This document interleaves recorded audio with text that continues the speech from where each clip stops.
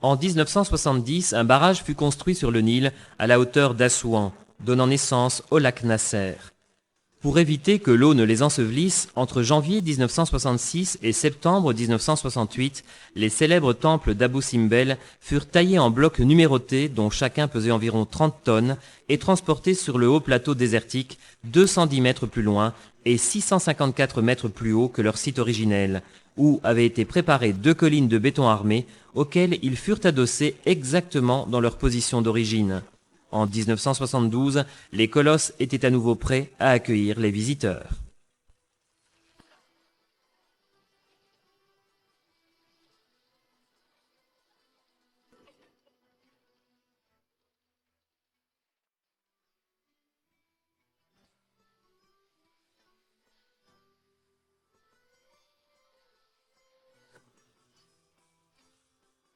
L'origine d'Abydos remonte à la préhistoire et aux origines de la culture égyptienne. C'est ici que se trouvait le lieu le plus important de la culture préhistorique d'Égypte, la première Nagada. L'escarpement du haut plateau du désert occidental forme à cet endroit comme une anse, créant entre la fin des terres sédimentaires cultivées et le talus un espace de 4 kilomètres de large environ. Entre le désert et les terres cultivées se trouve de nos jours le village d'Al-Araba al-Madfouna. Dans le désert environnant sont disséminées les ruines de temples et de nécropoles parmi les plus belles d'Égypte.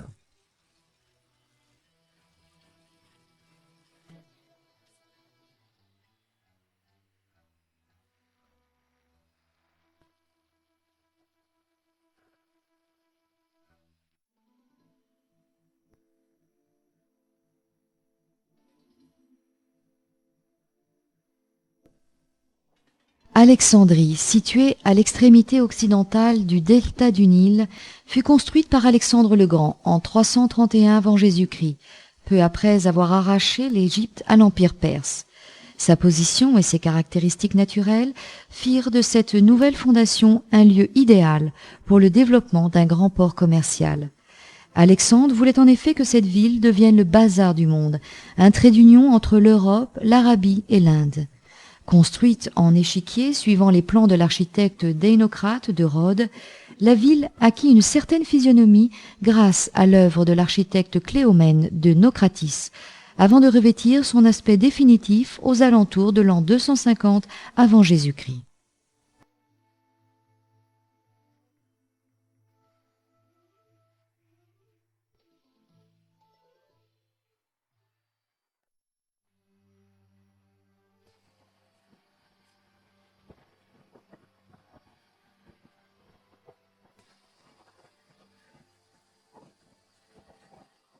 Les Grecs estimaient que Syène, aujourd'hui Assouan, se trouvait exactement sur le tropique du Cancer. Cette ville, l'une des plus importantes d'Égypte, se trouvait en face de l'île éléphantine, qui en égyptien ancien s'appelait Abou, éléphant. Les Coptes transformèrent le nom grec de Syène en Saouan.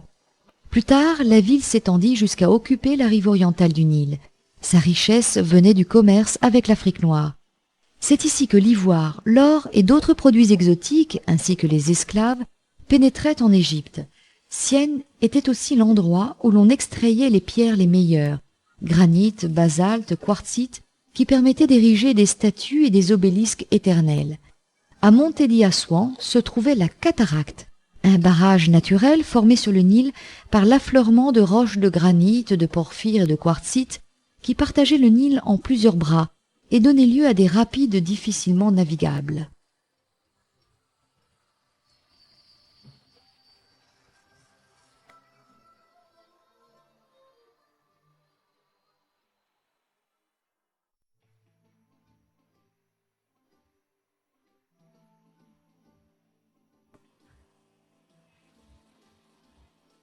À Beni Hassan, dans la Moyenne Égypte, existe la plus étonnante nécropole du Moyen Empire. Les peintures murales découvertes à l'intérieur de ces tombes sont un hymne à la vie quotidienne du peuple et des nobles de la XIIe dynastie, dont les actions s'inspiraient de la philosophie du pharaon Mentuhotep. Creusées en une longue file à même le rocher, dans le haut de l'escarpement rocheux du désert oriental, ces tombes comptent parmi les plus intéressants monuments de l'ancienne Égypte.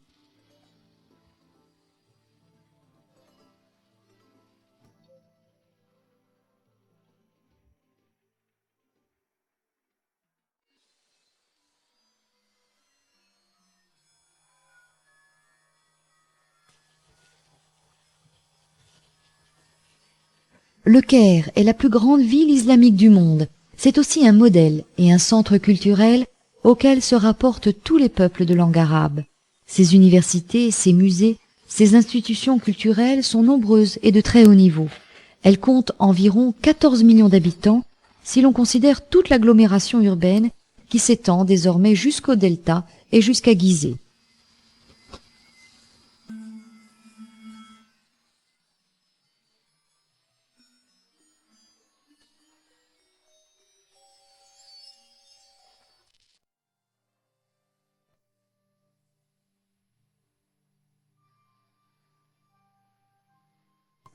Autrefois, Dendera s'appelait Yunit Tentor, et avec les Grecs, elle prit le nom de Tentiris. Elle était la capitale d'un homme de la Haute-Égypte et garda une certaine importance pendant toute la période pharaonienne et gréco-romaine. Elle déclina avec l'avènement du christianisme et il ne reste rien aujourd'hui de la cité antique, à l'exception du temple, un des mieux conservés de toute l'Égypte.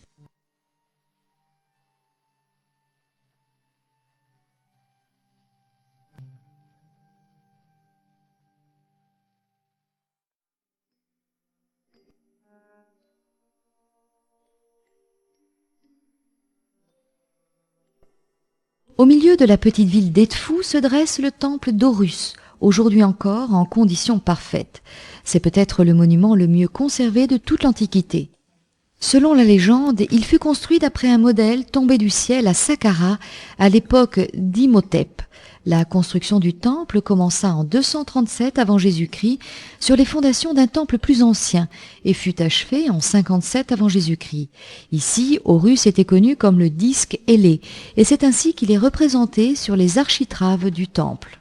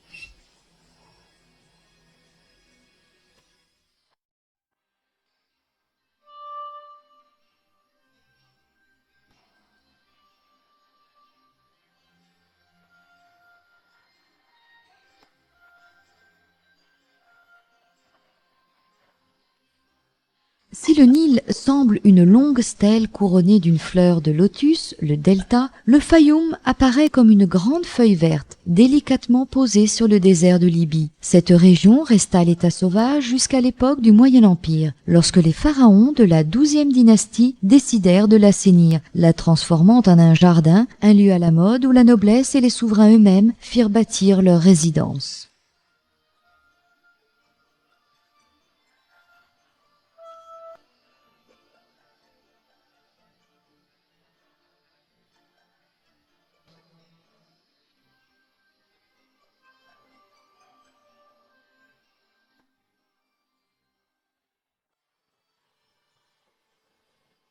L'immense nécropole de Gizeh s'étend sur le haut plateau désertique occidental, non loin du Caire. Il s'agissait du cimetière d'Héliopolis, la ville d'Atoum, dieu représenté sous la forme d'un disque solaire. Par la suite, la nécropole fut englobée dans le cimetière de la capitale, Memphis. Pendant plus de 4 millénaires, ces tombes éternelles des pharaons de la 4e dynastie ont frappé l'imagination des pèlerins, des conquérants et des aventuriers. On a beaucoup spéculé sur la nature des pyramides, sur leur mystère. Mais comme l'écrit Amelia Edwards, ce sont les tombes les plus grandes du monde, et ce ne sont rien d'autre.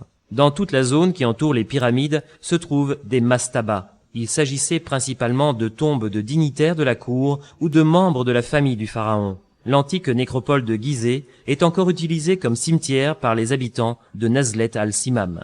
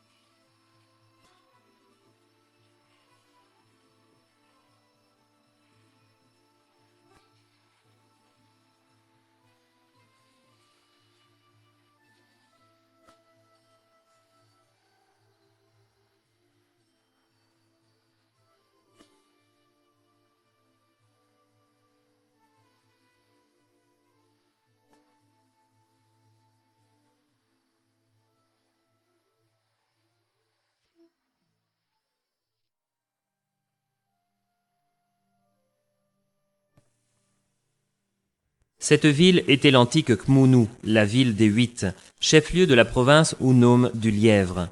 Thoth, dieu de la santé et de la sagesse, patron des scribes, y était très vénéré. Par la suite, il fut identifié à Hermès et à l'époque gréco-romaine, la ville prit le nom d'Hermopolis. Les Coptes continuèrent toutefois à l'appeler Shumoun et c'est de là que vient son nom arabe actuel d'Al-Ashmounaïn.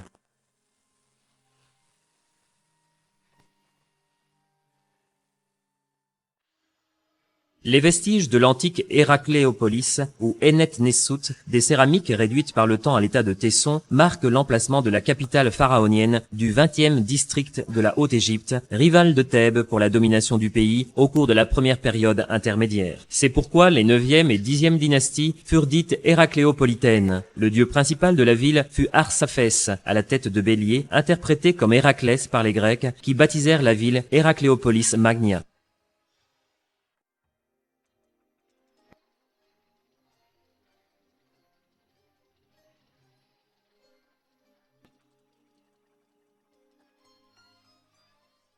Kaouan Ombu signifie la colline d'Ombu ou Ombos, le nom grec de Nébet, la ville pharaonienne qui se trouvait ici, sur la rive orientale du Nil. Avant d'arriver dans cette verte vallée, on rencontre les grandes carrières de pierre du Nouvel Empire. Depuis Ombos, on accédait aux minières d'or du désert oriental et à la voie caravanière pour la Nubie. En ce lieu, l'on adorait le crocodile du Nil depuis des temps immémoriaux. Les divinités locales étaient Sobek-Ré, Horus et leurs épouses.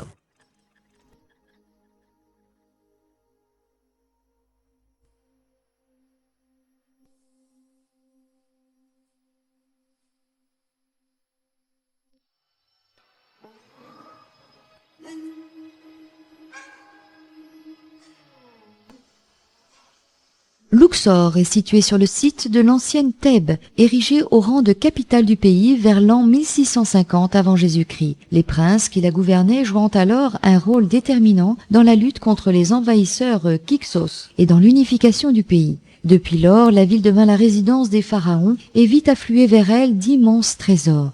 Les gardiens de toute cette richesse furent les puissants prêtres du temple d'Amon, dieu local qui, avec le Nouvel Empire, 1570-1085, devint dieu national. Les temples qui lui étaient dédiés sont donc le symbole du Nouvel Empire, de même que les pyramides de Memphis avaient été celui de l'Ancien.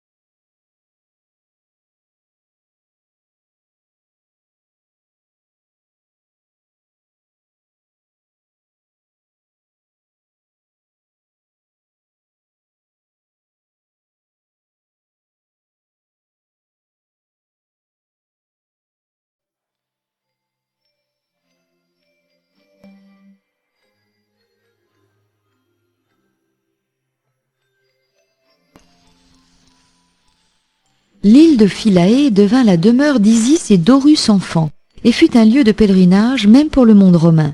À une époque plus avancée, un temple d'Isis fut construit à Philae comme à Dendera, Edfou et comme Ombo. Tous les temples construits à l'époque ptolémaïco-romaine sont fort complexes et grandioses, et furent édifiés d'après un modèle que l'on croyait d'origine divine. La splendide pierre dorée et le granit luisant de leur structure, leurs chapiteaux aussi variés qu'élaborés, leurs plafonds astrologiques sont autant d'éléments dont la beauté est sans égale dans l'Antiquité.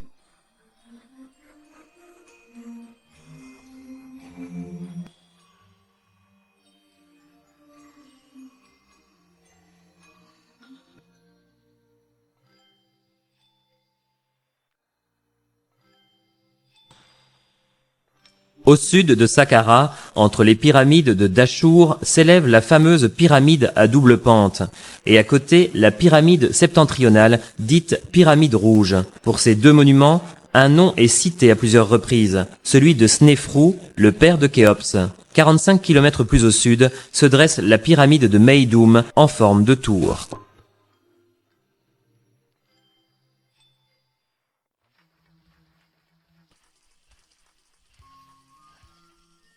Avec Gizeh et Thèbes, Saqqara constitue l'un des 3 hauts lieux de l'Égypte antique et le site archéologique le plus riche du monde.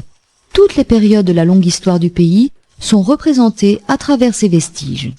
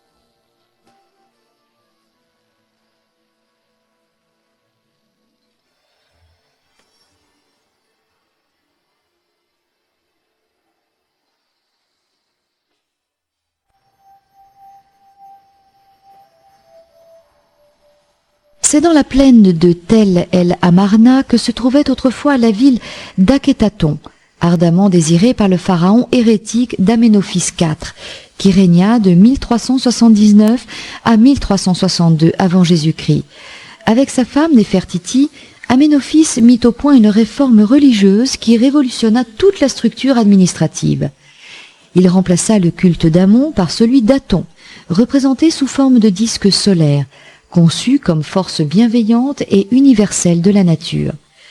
Le pharaon changea aussi son nom d'Aménophis, Amon est bon, en celui d'Agnaton, celui qui est au service d'Aton, et abandonna Thèbes pour fonder une nouvelle capitale, Akhétaton, horizon d'Aton.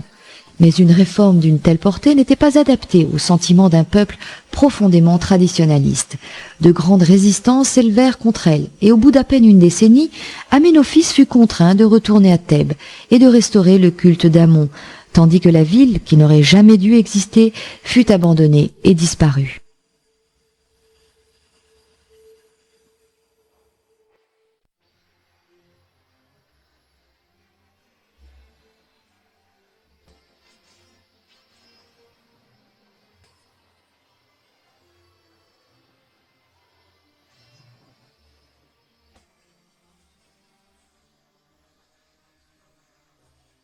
L'opulence du Nouvel Empire se reflète dans la quantité et la richesse des œuvres que cette période nous a laissées. Parmi les pharaons de cette période figurent de grands personnages. La splendeur de leur règne et leur gloire sont aujourd'hui encore plus de 3000 ans plus tard évidentes lorsque l'on arrive à Thèbes.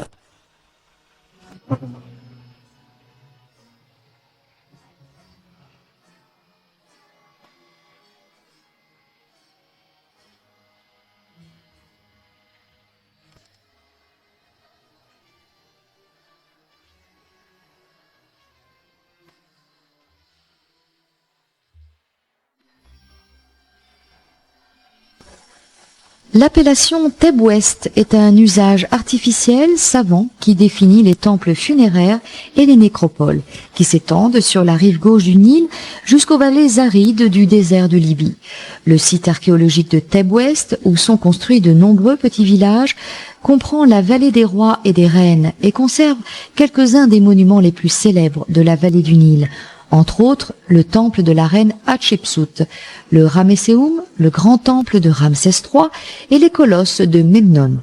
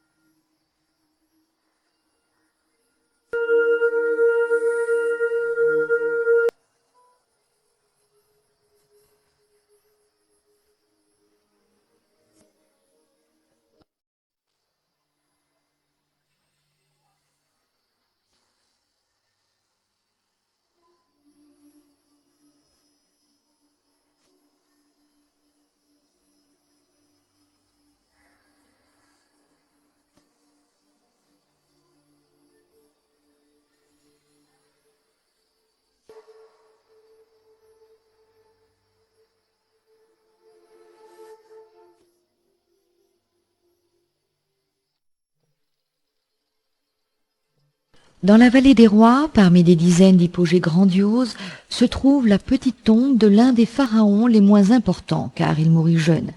Il s'agit de la tombe de Toutankhamon, retrouvée intacte en 1922 par Howard Carter, qui mit 10 ans à extraire tous ces trésors. Ceux-ci sont aujourd'hui conservés au musée égyptien du Caire et au musée de Luxor. On accède à cette tombe par un escalier de 16 marches, suivi d'un long couloir de 10 mètres qui donne sur une vaste antichambre.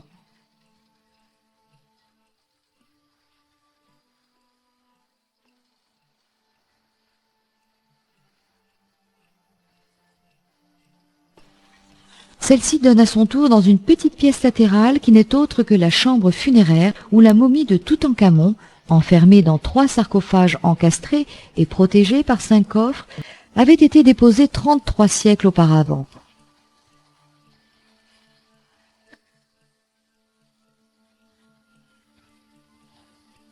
À côté de cette pièce se trouve la salle du trésor, qui contenait des objets d'une valeur historique, artistique et matérielle inestimable.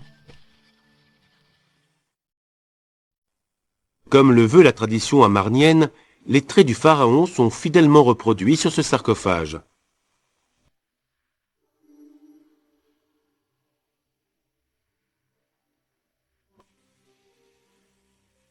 Deux divinités ailées, travaillées en cloisonné, et représentant l'Uraeus Wadjet et le vautour Nekbet, déploient leurs ailes protectrices autour de la momie.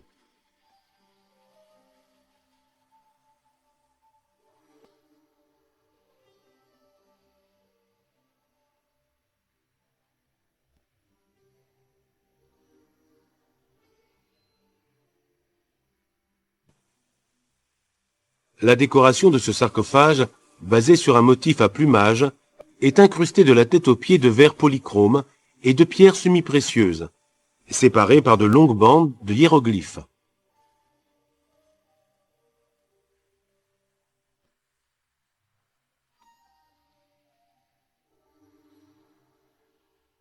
Ce sarcophage est en bois recouvert d'une mince feuille d'or. Toutankhamon porte la coiffe et les attributs royaux.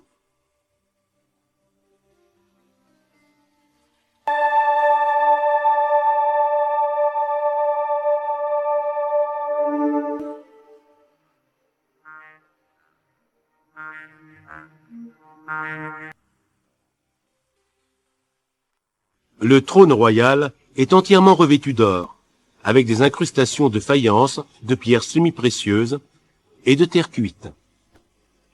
Sur le dossier, en contraste avec le caractère officiel du trône, Toutankhamon est représenté dans une scène d'intimité avec son épouse. La décoration révèle le style et les caractères esthétiques de l'époque d'Akhénaton. Ce n'est qu'à cette époque, en effet, que le roi était représenté avec la reine de façon si peu formelle. Les rayons du soleil entrent par une ouverture du toit et se terminent en forme de main donnant la vie, comme dans les représentations amarniennes.